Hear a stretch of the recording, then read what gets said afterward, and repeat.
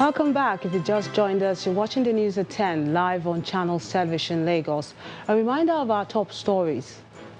World Health Organization Director General commends Nigeria for its swiftness and transparency in handling the coronavirus.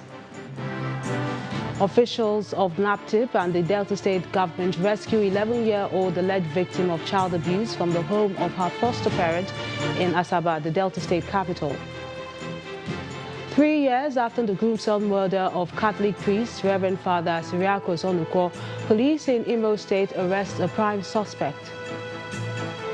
And about 70 people trapped as hotel building used as coronavirus quarantine center in China's Guangzhou city collapses. Plus, business and sports. Our website, channelstv.com, has more information on our top stories and others. Subscribe and watch Channels Television's live stream on YouTube and other social media platforms using your mobile device browser, or download the Channels TV app for Android and iOS devices from their respective stores. You can also watch us via your smart TV platforms on Apple TV, Android TV, Fire TV, and Roku.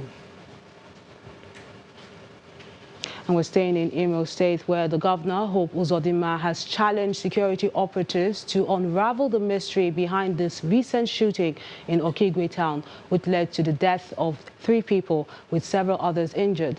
The governor said this when he visited some of the victims and later addressed the community leaders as well as security operatives in the town.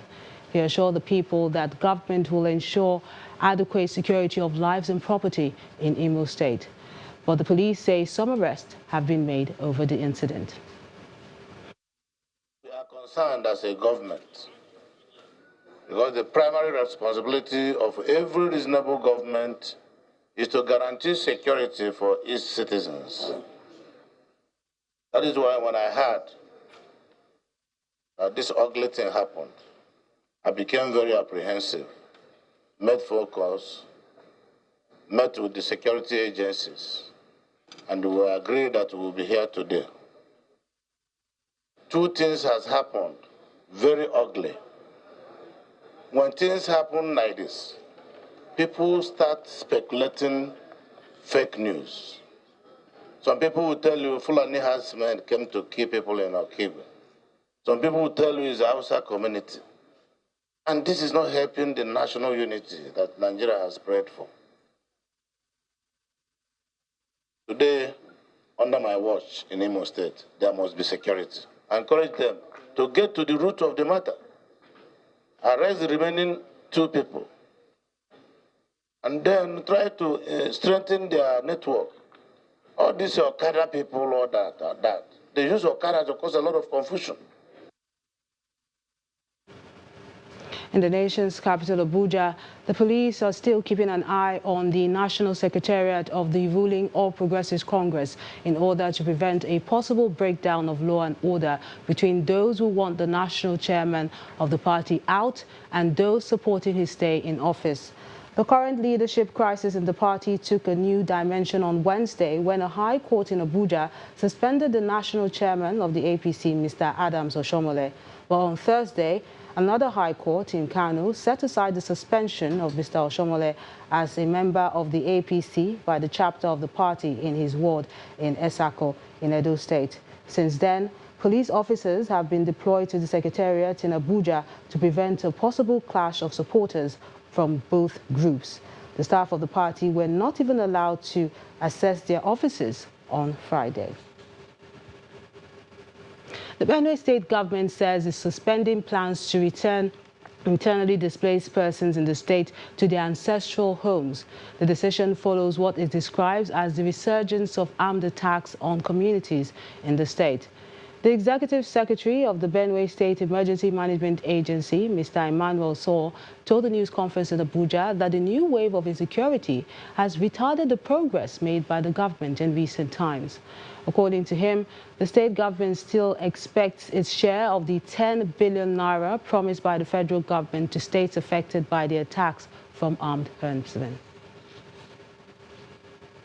Out more on health issues, the federal government has identified brain drain as a major factor that has negatively affected the ability of Nigeria to deliver quality healthcare services to its population. And this is according to the Ministry of Health, which maintains that even though the country has produced more healthcare professionals within the last decades, medical workers have continued to migrate in droves for greener pastures. Our next report examines the 2018 Health Workforce Report, and the indices presented can be improved. The popular saying, health is wealth, explains the priority position that the health sector occupies in the society. Although health is such a critical sector of the economy, the Nigeria health sector has continued to struggle with serious challenges, including poor funding, brain drain among medical practitioners, and inadequate investment in human resources. These key challenges in the sector are again brought to the fore as the Federal Ministry of Health, in partnership with the Canadian government and the WHO, presents Nigeria's 2018 Health Workforce Report in Abuja. We are aware that the health sector in Nigeria is faced with a series of challenges that has affected delivery of quality healthcare services to a rising population. Some of these challenges include inadequate investment in human resources for health to provide the required information as and when due, and inadequate capacity of health institutions to meet supply of health workers with demand. The 2018 Health Workforce Report on 10 states, including Bauchi, Cross River, Anambra, Sokoto, Adamawa, Borno, Abia, Osun, Niger and Edo states, reveals a huge gap between available healthcare professionals and the population they serve. According to the report, there are 74,543 medical doctors in the 10 states.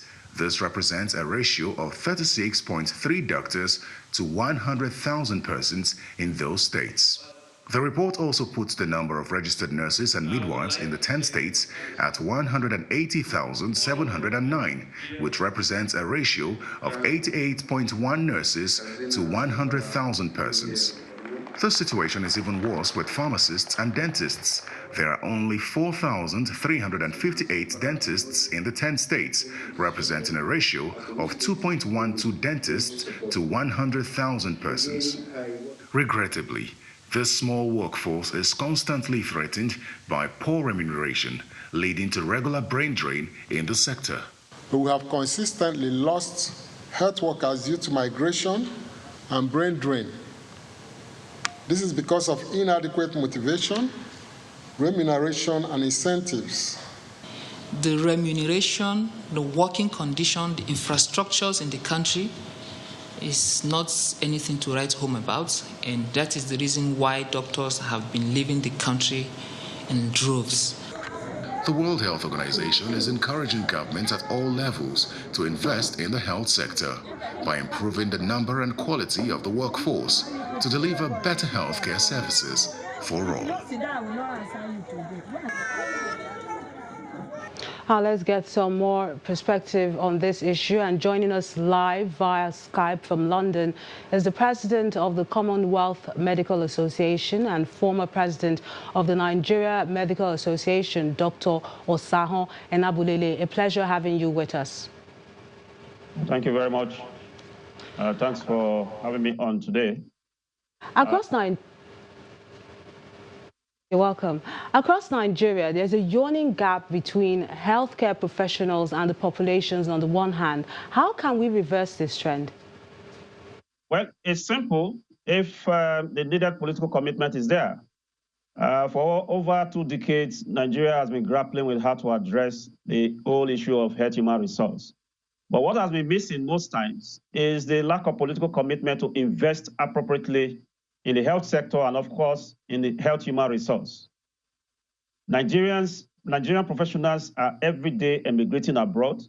We understand what the push factors are in terms of the factors that are pushing them out of this country, bordering on the issues of poor remuneration, uncompetitive wages, the issue of unemployment, the issue of social security, and even the general poor insecurity in the state, the general insecurity in the country.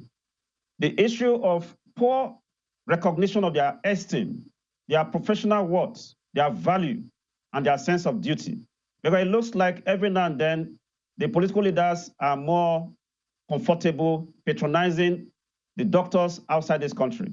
And so the question you ask yourself is that if they recognize the sense of worth of the doctors across the country, I mean, outside the shores of the country, then perhaps it may be better for them to emigrate so that those same political leaders can come and consult them in those facilities outside the country. So the issue of poor recognition of their sense of worth, their esteem and professional value has also undermined the confidence of the experts that abound in the country. So there's need for the political leaders to understand the nexus between investment in human resource for health and, of course, the development of the health sector and national development, because human resource for health remains the most fundamental component of health system development anywhere in the world. So if you pay lip service to the development of that critical aspect, critical arm of the health system, then of course you cannot expect the much needed development of the sector. Again, is the fact that we have since stopped planning in terms of strategic planning, strategic health human resource development planning. Since the first three post-independence development plans from 1962 to 1968, 1970 to 1974, and 1975 to 1980, it looks like we are no longer planning.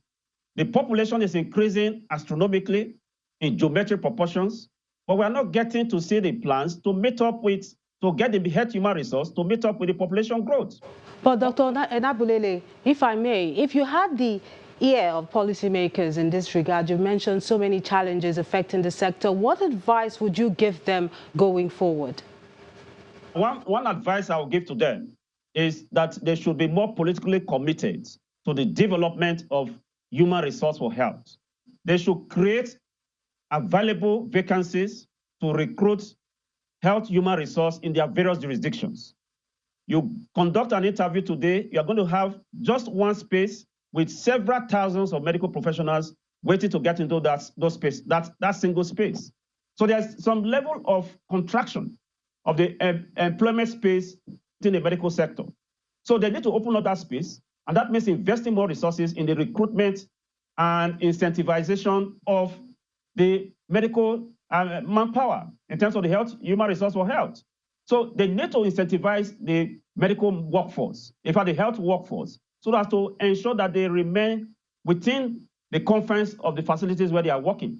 Again, it's the issue of building the health infrastructure in those places and making sure that the health facilities are safe and secured for practice.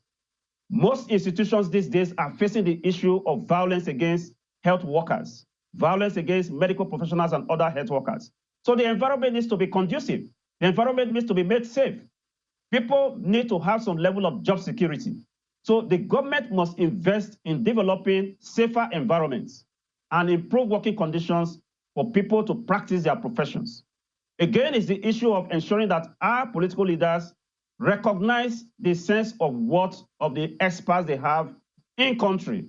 There's no use going abroad to go and meet the same professional who trained here, but of course who emigrated because he wants to work in a safer, more conducive and hospitable environment. So they should learn to patronize the abundant health human resource, skilled and competent health human resource in our country. And that will improve the confidence of the experts in doing what they know best to do. And that also can boost the confidence of the people in consulting and utilizing the expertise of the health human resource that are bound in the country. So there's a lot for the government to do, but the most important thing is for them to be able to bridge the disparity between the conditions of the health workforce in Nigeria and that abounds in foreign countries, in the developed countries, and those senior clients, those hospitable clients that the professionals run to. If they're able to bridge that gap, which is a fundamental challenge that they need to address, then of course we can begin to see the end of this. The number of medical schools, for instance, today is just about 42 medical schools, producing not more than an average of about 80. And yet we need over 280,000 Nigerian doctors to meet up with the ideal WHO doctor population ratio of 1 to 600. How do you do that? You either need to increase the number of medical schools like India did. The India experiment has proved that if you are able to manage that aspect of ensuring that you produce and make sure there are incentives on ground to retain those that you are producing, then over time you can meet up with that required number of doctor population ratio. So there's a lot for political leaders to address. And I think if they are a bit more sincere, rather than paying lip service every time to some of these issues, then of course we can begin to see the end of the problem of brain drain phenomenon in our country. Many thanks, Dr. Osaho Enabulele, for sharing your thoughts with us on the News at 10. Thank you. When the News at 10 returns, National Bureau reports Nigeria's merchandise trade grew 14.05% in 2019, but value of export component fell 4.7 billion naira. That's on Business News. Join us again.